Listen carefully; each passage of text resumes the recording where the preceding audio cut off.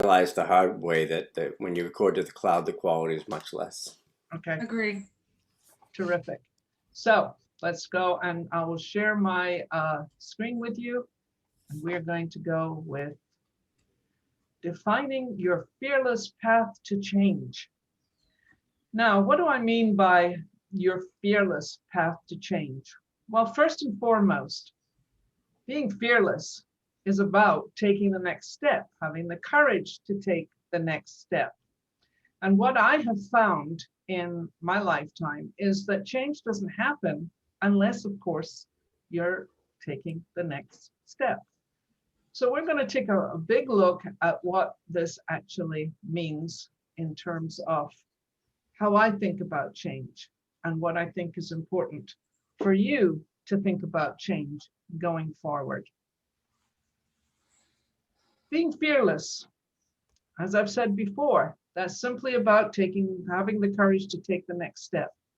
It means eliminating perceptions, limiting perceptions, increasing your confidence. You guys can read this list, so I don't need to read it for you. But all of these things are possible if you are being more fearless. Now, this is, quite a bit here. And of course, the slides are on their own pattern right now. But this is quite a bit. But I'll tell you, from a lifetime of experiences of dealing with my own fears, my own uncertainties, my own lack of confidence, and certainly in this last year, a lot of you have been dealing with that too, because it has pushed a lot of us to the wall. And frankly, people, generally speaking, don't change until their backs are against the wall. But I would like to suggest that maybe we try to take a different approach to it and see this idea of change as opportunity, as an ability to really look at your own stuff and start to think about what's working for you, what's not working for you. Because being fearless also doesn't mean there's no fear involved here. Anytime you're faced with uncertainty, you're actually going to have that kind of, unsettled feeling about what's going on. And let's face it, fear is a feeling, it's an emotion. And so how do we deal with that? Just like any other emotion, whether it's fear or whether it's loss or sadness or happiness, whatever the case is the reaction you're going to have to how you're feeling. But what's happening between the mind and the feelings is really the key piece on how you're going to learn how to deal with it. So I like to say everything you've ever wanted is on the other side of fear. And I've had a lifetime of fear and dealing with fear. As I said earlier, my confidence was very low. My self-esteem was low. I didn't believe in myself. I didn't think I was capable. And I sabotaged a lot of my own best efforts. And I have a feeling that those of you who are either on this webinar today or you're listening to it can actually relate to that. We're all in some ways our own worst enemies. But yet I like to say, how about we learn how to be our own best friend? Because when you're your own best friend, you're willing to help people get to the other side of that fear. And here's the other thing about fear that I like to talk about. Most of our fears are imagination-based and are caused by our limited beliefs. And those limited beliefs are quite generous in terms of how you think about who you are, what you're doing, whether you're capable, whether you have the goods, whether you can actually move forward in a way that you want to go forward. So when you think about fears, it resides between your ears. It's all going on in the mind. Now, if we can think negatively, and let's face it, too many people think negatively before they think positively. But when you think about the space that it takes up between negative and positive, it's about the same. So, think about that next time you want to go down the negative route, which is, calling yourself names, thinking you're not capable, blah, blah, blah, blah, blah. You all know the language I'm talking about. I don't need to go into the specifics on it. We're all very good at beating ourselves up. I call it the 2x4 syndrome. It's like take the 2x4 up the side of the head and slam yourself again for whatever it is that you're not doing right, or you could be doing better, or whatever the case may be, missing an opportunity, saying yes when you should have said no, you know, the stories go on and on and on. We're all master storytellers, frankly, because we like to tell ourselves the stories about what's what. So when I say fear is imagination based, that's what I'm talking about. It's the stories that we tell ourselves. So why not tell yourself positive stories?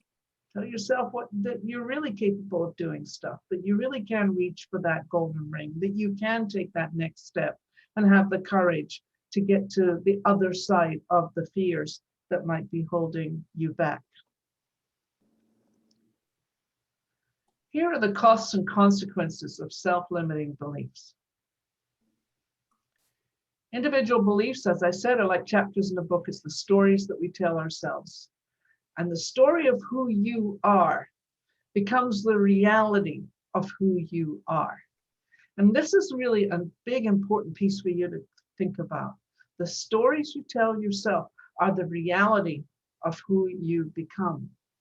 So if I want to play small, if I don't want to speak up, if I don't want to really put myself out into the world and take that risk that somehow I'm going to get what I want, then I'm holding myself small, I'm holding myself back. And that's the story of who I am. But if I tell a story that I'm really good at what I do, and I do believe that I'm really good at what I do, then I start to act accordingly with that.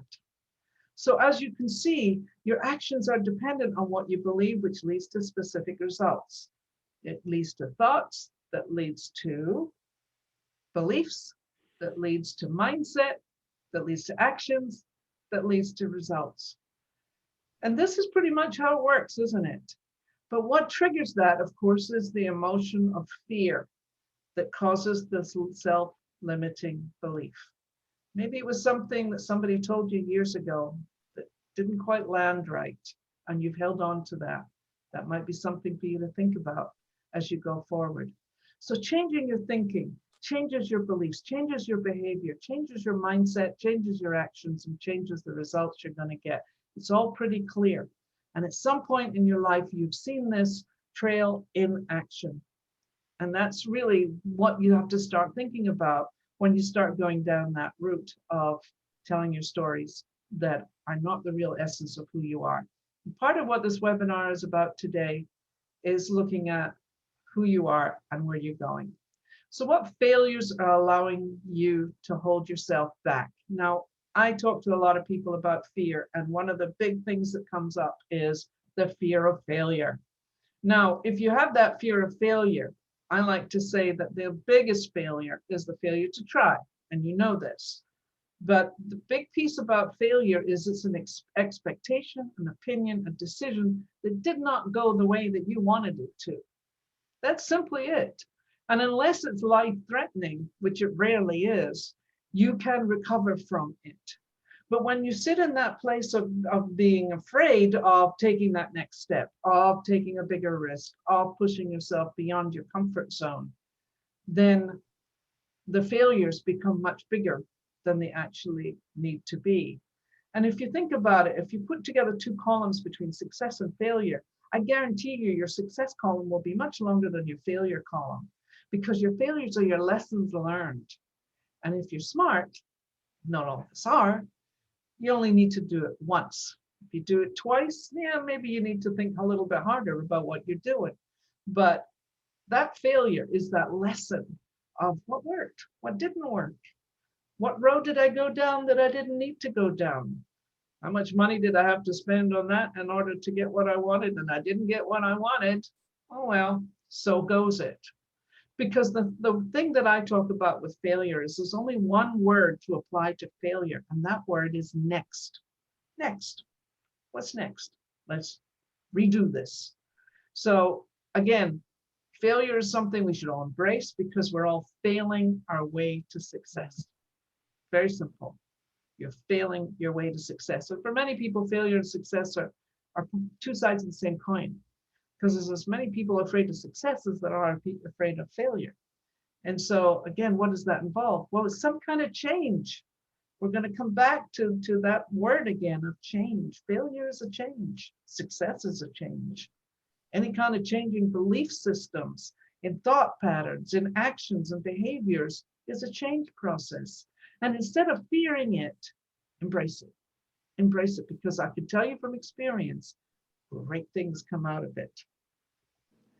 So here's my acronym for the word risk. Respect your intentions and show courage. Whatever your intention was, go for it. Show the courage. Take that next step to make it happen for yourself, because that truly is what's going to make the biggest difference. So respect your intentions and show courage. Remember that when you're thinking about risk. I talk to people a lot about their behavior, and we do analysis of behaviors in some of the work that I do. And when I look at achievement scores and I see low achievement scores in the behavior styles, I want to know, how many risks are you taking? Because if your achievement scores are high, you've been taking a lot of risks.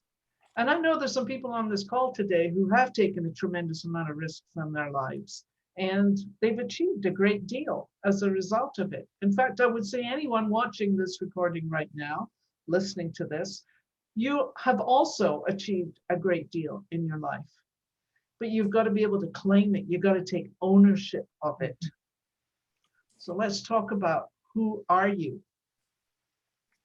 Joseph Campbell is a famous mythologist that I personally admired and read a lot of his work back when.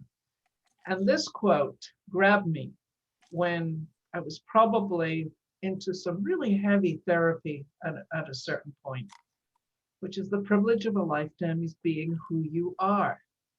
But defining who you are is not an easy task, because if we go back to the stories that we tell ourselves, the belief systems that we have in place, the falseness of those belief systems and the stories that we tell each other, it's very hard to identify, who are you?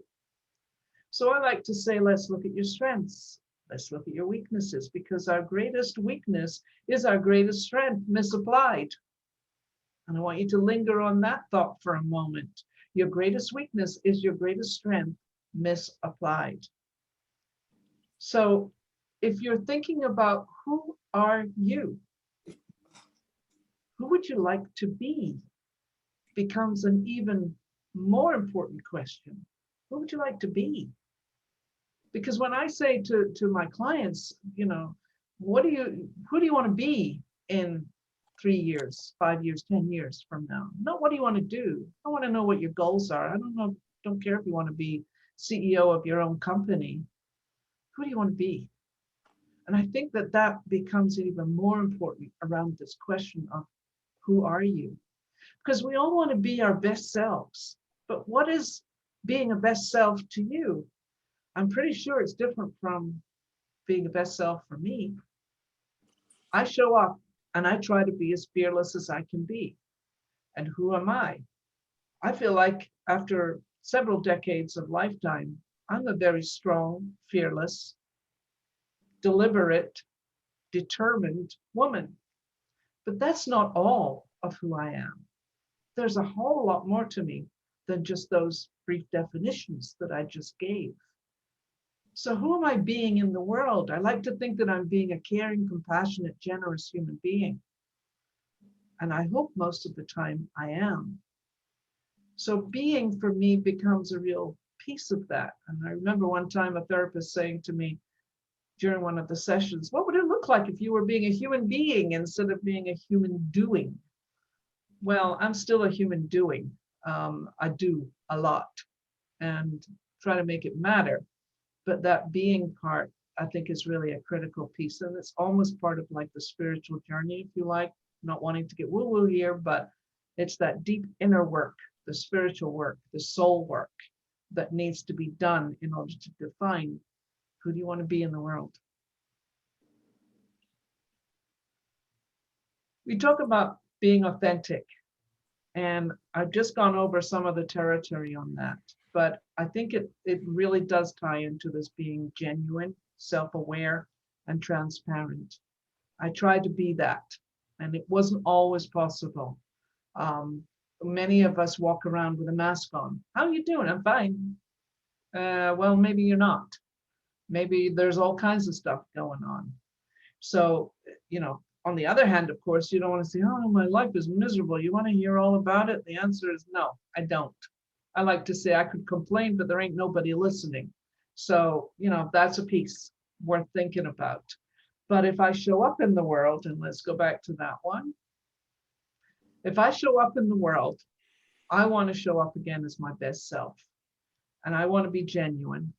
And I certainly want to be self-aware. It's what my books, The Fearless Factor and The Fearless Factor at Work, talk about, is how do you bring that self-awareness, knowing who you are, knowing what your strengths and weaknesses are, knowing how you communicate, knowing what it is that you're bringing to the world as a whole.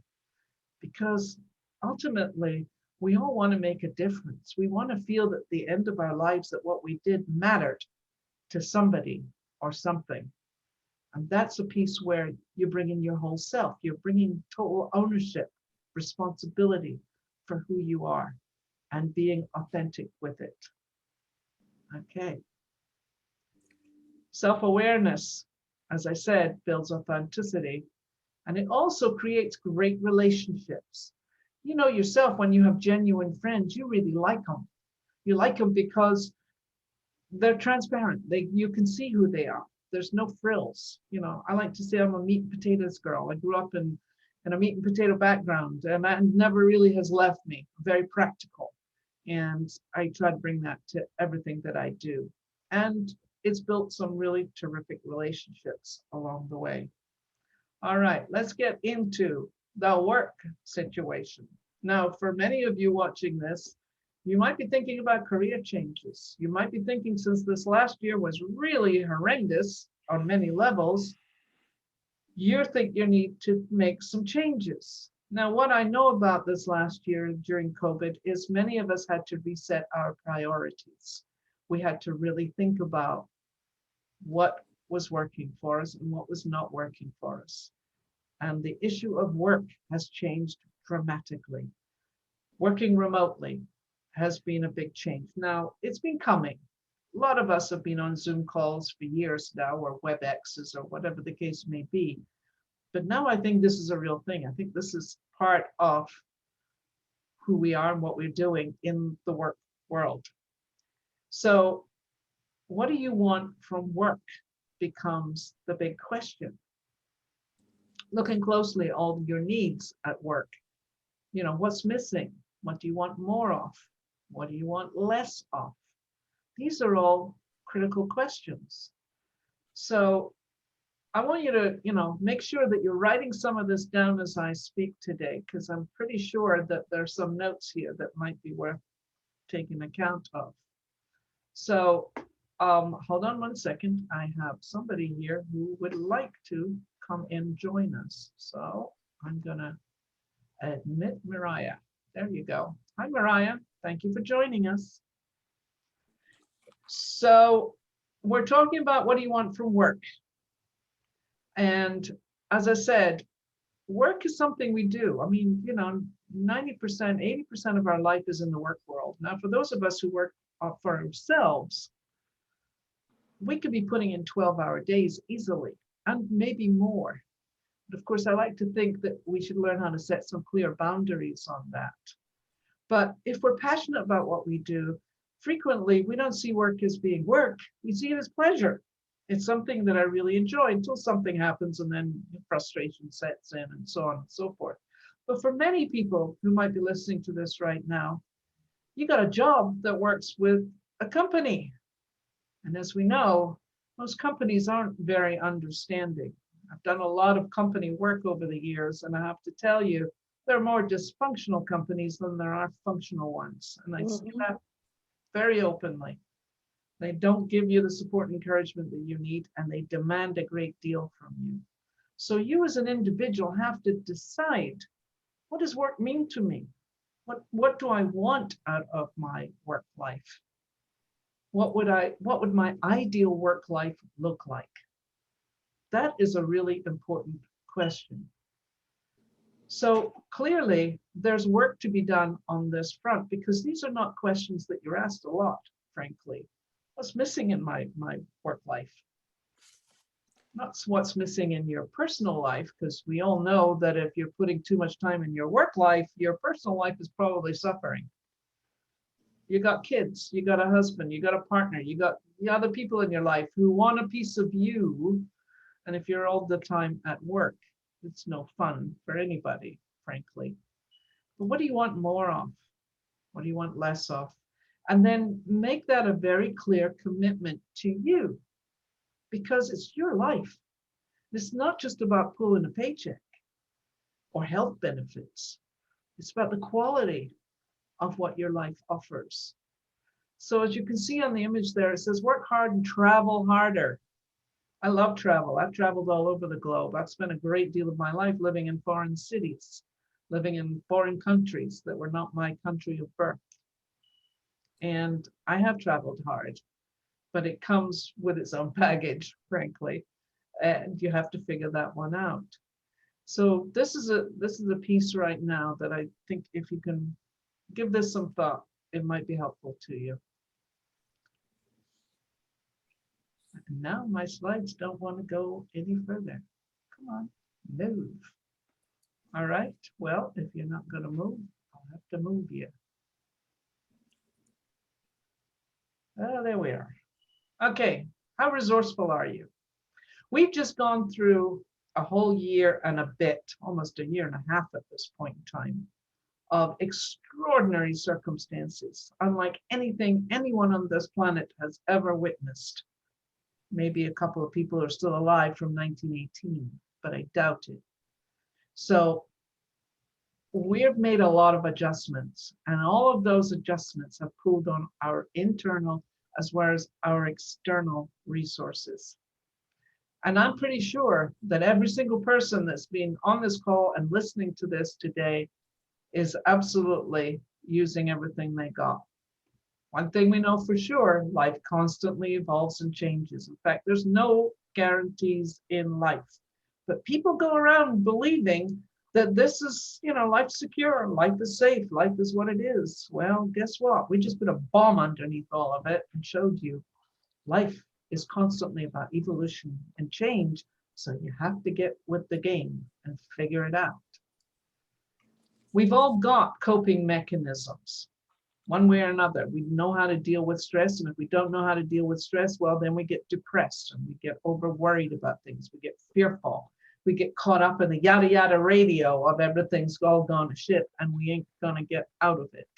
Which of course, back to the stories that we tell ourselves.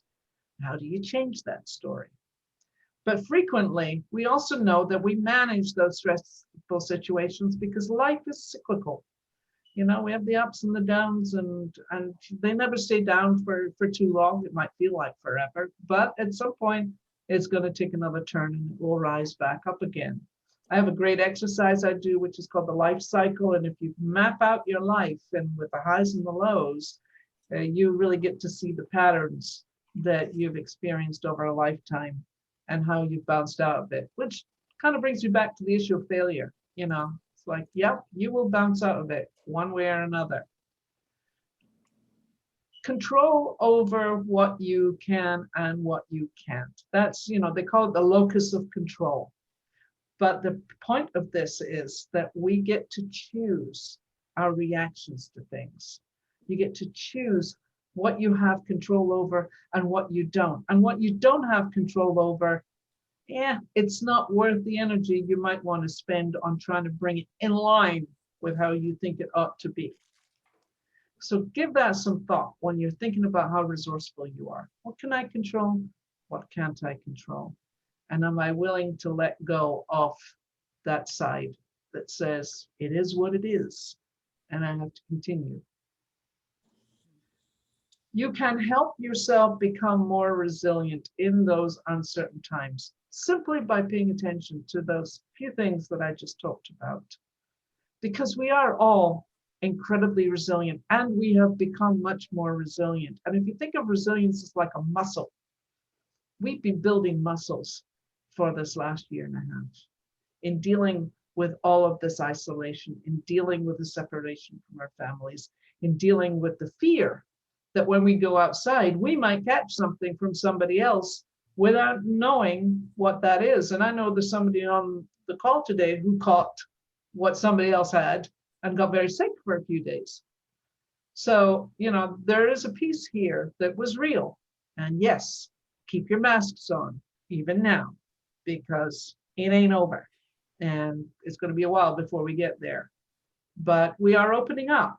And so therefore, we're certainly beginning to feel like it's a wee bit normal, or a wee bit more normal than it was before. So that's something to keep in mind. Are you ready for change? I don't know. Are people ready for change? I just pointed out that change is the only thing that is constant. It's the only thing we can totally rely on. And if you're waiting until your back is against the wall, yeah, then it gets really uncomfortable. I like to say to my clients, get comfortable being uncomfortable, because that's how we change. Very simple. You don't get to change in the comfort zone. Yeah, that's status quo. Everything's just moving along. Everything's fine. Yeah, not so much.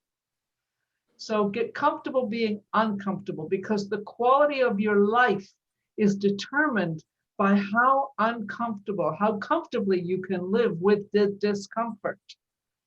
I'm going to say that again. The quality of your life is determined by how comfortable you can be with the discomfort, because that's change in action. The whole thing about, something in motion keeps going in motion. But when it stops, it takes a lot more energy to get it going again. So you have to think about that. If you're not going to take that next step, if you're just going to hold back because I don't know what that's going to look like on the other side, it's a big risk. That might be something that doesn't quite work out the way that I wanted it to. But if you're just going to stay in that stuck place, very hard to move forward. So take that next step. Keep the momentum going, because you don't have to take the whole staircase all at once. And that's a big piece right there. Most people think, oh, it's a big change. Got to do all this stuff. No, all you have to do is just that little one thing that keeps that forward momentum going. Mental attitude is everything. Your attitude determines the success in your life. We want to think poor me and be a victim, which I certainly did at a certain point in my life. Yeah, then you'll just stay a victim. But if you know that you have the power within you to change whatever it is you want to change, then you can definitely take advantage of this. And like I mentioned at the beginning, reframing those limited beliefs is one of the big steps forward. The direction you take is not as important as the act of actually beginning. And that goes back to once stopped, it's hard to get going again. So when you think about, where do I want to go? My vision of where I want to go in the next year is a good vision. But will it actually turn out the way that I want it to exactly? Well, the universe has a sense of humor, so maybe not. And maybe it won't come as quickly as I want it to. But I'm going to keep that vision, and I'm going to keep working on bringing that vision to whatever it is that I want. So have a vision of where it is you think you want to go, and then take that small step that will move you a little bit closer to what you want. Talk about, disciplining the mind and finding ways to act. There are 6 things that I learned in martial arts when I was back when. The first one is commitment. You got to make a commitment to the changes that you want to be making. Then you got to be focused on where you're going with those changes. The third part is the disciplining of yourself to be able to show up and do the hard work that's necessary to make changes, because there's no magic bullets. There's no fairy godmothers. There's nobody coming to wave a wand and tell you, it's all fine, go do whatever you want to do. Okay. Next piece of that is going to be the follow through. You got to keep taking those actions. And then you got to have consistency. Consistency is about trying to do stuff the same way. And I'm not just talking about the boring same way. Consistency is actually one of my weak spots, because I tend to be a very creative thinker and have to kind of pin me down, but consistency gets stuff done. And the sixth piece of that is perseverance. You fall down, you get up. You just keep going. That determination to succeed overrides everything. And look for the times when you limit yourself. Look for the times when you go, oh, I don't know if I can do that. I don't know if I'm capable. And think very clearly about who's telling you that story. Is it you, or is it something from the past that's dictating how you should be feeling about these new things? And that ties into believing in yourself, your abilities, and getting what you want.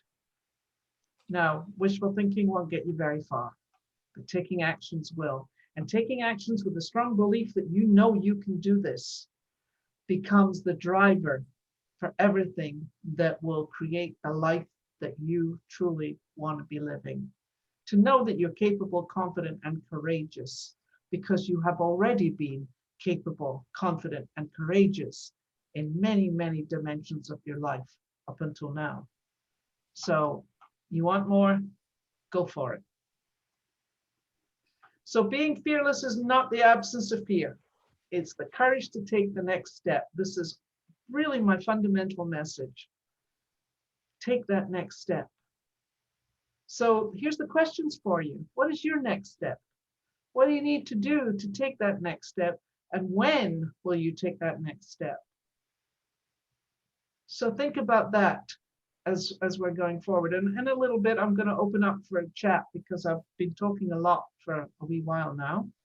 And I want to hear from you what you think about this. And before we go there, here's what I'd like to say about taking the next step. I'm running a small peer coaching program. It's called the Fearless Change Program. And it's designed primarily for accomplished women who are ready to take that next step, but want to do it in a small cohort of peers, women just like themselves who are ready to open up to new possibilities. And I do this by application only. So if everything you've heard today is just a little taste of everything else that I have to offer in the 6-week program that includes 3 hours of coaching, 6 hours of peer coaching, as well as 6 weeks of very in-depth reflective content that will allow you to really analyze, what are my self-limiting beliefs? How am I showing up authentically? How am I communicating with others? What's my intention for going forward? How do I build my power base? How do I have more influence in the world? And how do I transition my career or life in a way that makes sense? And we're going to do all of that in 6 weeks. So if you're listening to this and you think this could be something that works for you, I invite you to go check out the website, the Fearless Factor at work.com, the Fearless Change Program. Take a look at that. And if it seems right for you, then make an application. As I say, I very carefully curate the content and the participants in this program. It's only 6 to 8 people maximum. And I can tell you the breakthroughs are pretty extraordinary. And in a minute, when I finish this PowerPoint, I'm going to invite one of our past alumni to give a little word or two about what the program is all about. So I'm putting you on the spot, Miss Julia, but let me put an end to this PowerPoint right now, and I'm going to bring you into a chat. So let's stop that share, and I'm back. All right.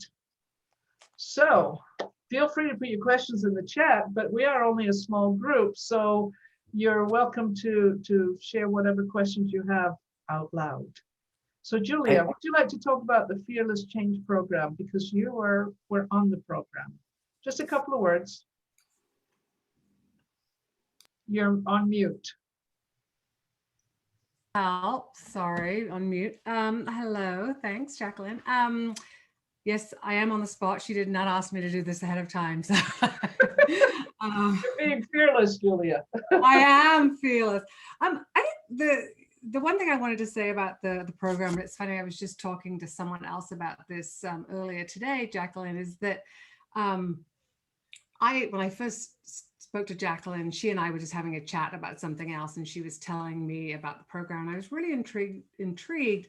And I think for me, it was less about like, oh, I feel like I have fears, or I feel like I have to overcome fears. It wasn't really about that. It was about this sort of bigger picture of thinking about, other things that are getting in my way. Am I having conversations with myself that I shouldn't be having? And I think I really appreciated in the program both the opportunity to speak with Jacqueline one-on-one, and she's a terrific coach, and she's really she's a straight shooter, and she doesn't just tell you what you want to hear. She tells it like it is.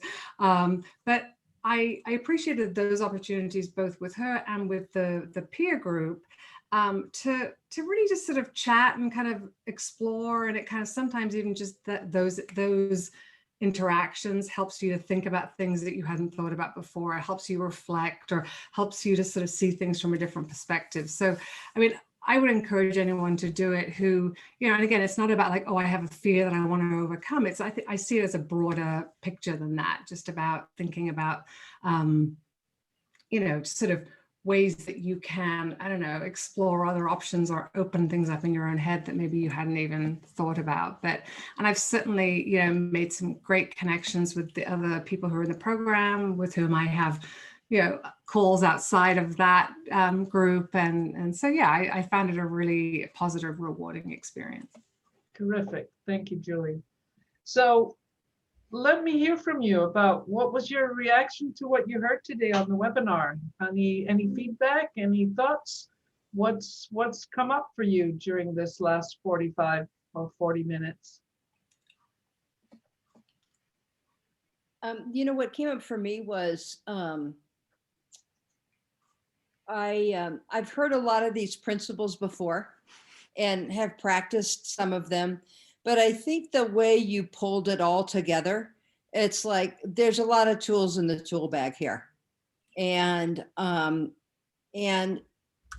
individually they're necessary but not sufficient.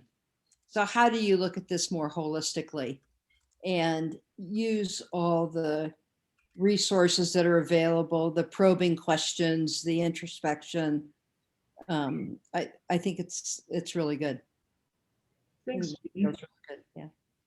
Yeah, I know you've done a lot of work in this area, and you've worked with a lot of teams and individuals too, in pulling this stuff together. So thank you for that feedback.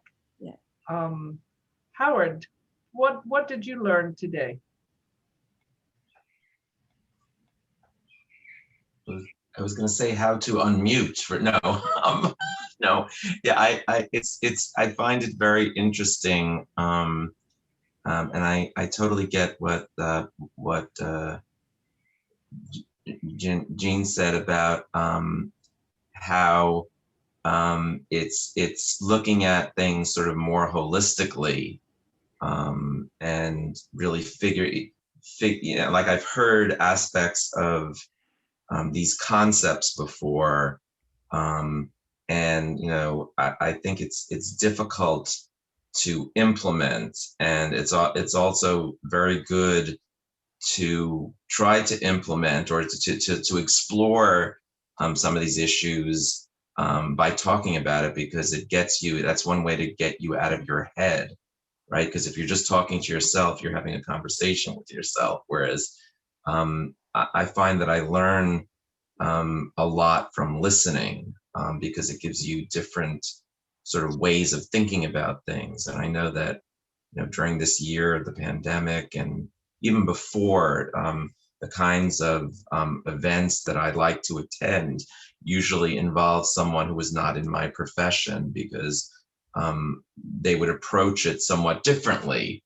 And I find that it sort of opens you up to different ways of thinking. And I think that, we all struggle with issues of being in one's head, and it's very hard it's almost like perseverance is really the hardest part, I think. You get an idea and you start implementing it, and then something happens, and I think you sort of get off track, and it's getting back on track that is, I find, generally speaking, very difficult. So the getting back on track, Howard, is really what you're saying is once I lose the thread, it's very difficult for me to kind of pull it back together again. I mean, the persevering thing is, really tied into belief, frankly. When you think about persevering, it's like, I believe I can do this. And so therefore I'm going to keep pushing through whatever that is. So it's like that sense of giving in, well, that didn't work. What's the point? Instead of taking that attitude, it's about, well, that didn't work, but let me give this another go and see what happens. And you've done that many, many times in your life. I'm sure of it, because that's true for most people. But that sense of not giving up too easily, which is really what perseverance is all about, becomes the driver for the achievements that you're looking for. Is that helpful? Yes. Terrific. Lou, I saw you nodding your head there. So what was your thinking? Not so much a takeaway, but I'm wondering if you can talk to or speak to, is there a way to harness fear to put it to good use? Oh, I think so. I think fear is a tremendous motivator. I think fear really is about, when you feel the fear, as the old book said, feel the fear and do it anyway. That discomfort that happens, it's usually in the stomach, or your palms are a bit sweaty, or your brain's on overdrive and you're spending sleepless nights worrying about stuff, feeling anxious about whatever that might be. You've got to be able to say yes and, it's the old improv thing. Mhm. Yes, and I'm going to do whatever it is that I need to do. So the fight against the fear is to remember it's primitive. It's an initial response to something that is not true. 90% of the time when you ask yourself, is this fear real? Based on the circumstances, am I going to find myself out the job? Am I going to find myself with no money? Am I going to find myself blah, blah, blah? Whatever the story is you want to tell yourself. If you answer to that is, it's not true, then you have to let it go. You have to let it go. But I think there's an over-involvement, and I've done it. I did it for years, and in the obsessive thinking around stuff that could go wrong. Not helpful. Not helpful in the slightest. So acknowledge the fear and know that you have the courage, because I know you do, to be able to address that, because it's not a permanent feature. It reminds me of a million years ago when I was in a rock band. Right before we'd go on stage, I'd have this really fine line between terrified and thrilled. Yes. And I couldn't really tell, like, I'll just shift it towards excited, and then we're good to go. Well, I can share, since I have performed, and it is a very scary thing, standing up in front of an audience, as I was singing a cappella to congregations in the Jewish synagogues. I personally had to go to the bathroom at least 3 times before I allowed myself to stand in front of the audience. So, but once you're out there, yeah, you have fun, you enjoy it. So I get that. That's fear, and that's tangible. And one of the things I talk about is, for a lot of people, fear is real. Poverty is real. Domestic violence is real. Lack of finances is real. All of these things are issues that are truly fearful. But for many of us, we don't live in an R-rated world. We are privileged. So a lot of the fears that we make up are simply fantasies of the mind. And we need to be able to really identify that and change the channel around what that's all about. Any other questions or thoughts on today's presentation? We have about 5-6 minutes left. And I think it's very good idea that you're forming small groups, and there's so much power in that. There's a lot of emphasis a lot of times in internet sort of environments for learning on getting as many people as you can into what you're doing and setting things up in order to optimize the numbers. But there's no question that a small group that gets to know each other and creates that sense of safety and trust, so that people can be honest out loud about themselves with somebody else who is not going to judge them. And it just creates an increasing kind of vortex of trust and power. So I have no doubt that your course is going to be great for whoever's in it. Thank you. Yeah, I truly believe in peer-to-peer coaching, and I believe in the small group dynamics, because it really does bring out the best in you. And, you know, if you're an accomplished person, you want to be in a small group where you can be vulnerable, where you can reveal, where you can feel like you can be comfortable with your discomfort. Yeah, and that, I think, is a really key issue. So thank you for noticing that. Julia says that it really focusing on resilience is important, our ability to bounce back, because even when we're in a fearful situation, knowing that we can overcome it, knowing that we can bounce out of it. And certainly, as I said earlier, the COVID has definitely taken its toll on resilience. And I think people have really found on a lot of it what they're made of. I'll be honest with you. I think that has really been a game changer. What are you made of? What's your strengths? And there's been a tremendous amount of strengths that have come to the fore in this last year. So any other questions for me? I say one other thing about that, Jacqueline. Mm-hmm. I think it was, is it Mariah, who was just talking about the sort of the small group element, that I think one of the and I just sort of just wanted to reinforce and echo that. I think that was really true in my experience with the small group. And I think that it's often just useful to, Jacqueline would have us sort of go around and talk about, it's not necessarily a problem, but just something that we were thinking about or something that we were working through.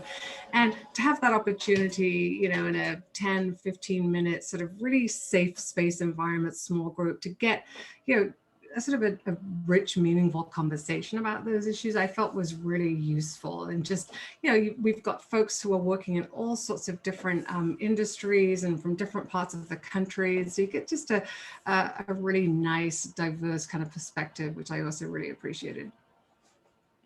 That's great. That's great. Somebody is coming in the last 5 minutes, and I have one more question for you at this point in time. What is your next step? And put it in the chat. I want to hear from you. What's your next step?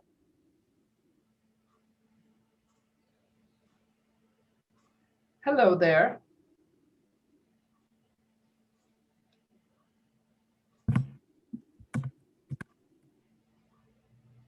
Terrific.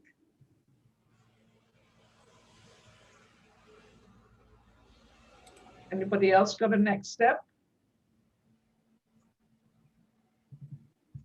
I can relate to that, Lou.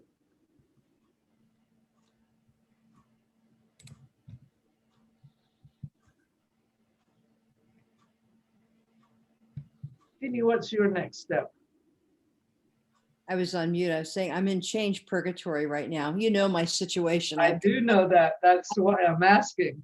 I've got a new gig that I'm not sure it's really a gig, and but today was a turning point, and now I'm interested, and so I'm kind of in change purgatory right now. All right. Yeah, well, you've been there for a while. Jean, okay, so Mariah says starting her next mastermind group. Lou is letting go, being a control freak and delegating. I don't know anything about that, Lou. My first saboteur is a controller. And Jana is finding ways to express emotions in words more quickly and simply. And I know your story, Jana. And Jana's about to release a novel that she's been working on for a long time. So that is a big deal. So anybody else got anything? Howard, what is your next step? You have to unmute me.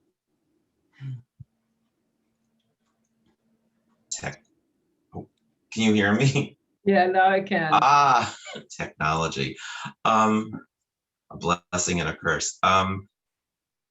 in terms of my professional career, I'm taking steps to put myself out there more in terms of some of the work that I do, and writing articles and meeting potential new clients, and indeed meeting with my fellow colleagues more. Terrific. And last but not least, though I haven't touched on Catherine yet, Jacqueline, what is your next step?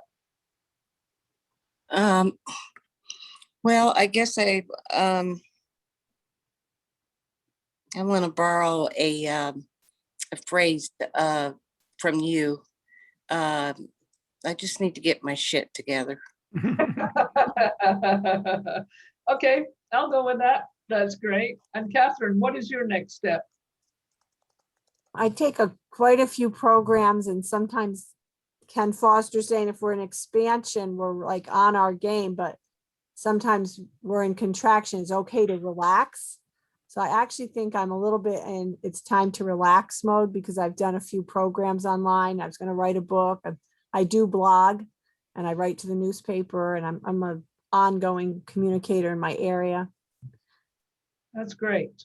Terrific. Well, we are almost at the top of the hour, and I want to thank all of you for being here today. This has been terrific. And thank you for giving me the opportunity to share my wisdom and my understanding with you. And I hope that there was something in there that you found useful and can take away. And I will be sending you the link so that you can replay this if you want.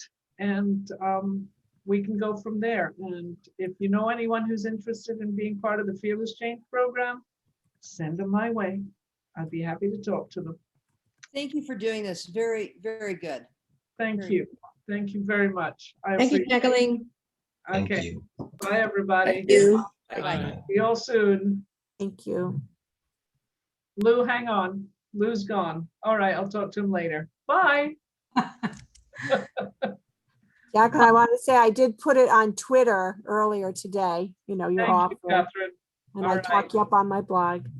Great. Thank you, loves. See you all soon. Bye-bye. Thank you.